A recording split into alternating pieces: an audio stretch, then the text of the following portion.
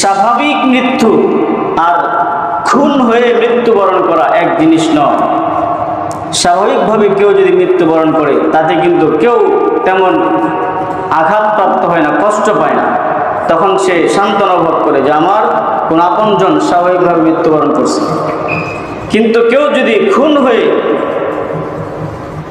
অন্যের জুলুমের শিকার হয়ে যদি সে নিহত হয়, সে মৃত্যুবরণ করে, এটার কিন্তু সাধারণ মৃত্যুর মতো এর জ্বালা যন্ত্রণা কষ্ট যতদিন তার ফ্যামিলির মানুষ বেঁচে থাকে ততদিন পর্যন্ত সেই কষ্ট থেকে যায়।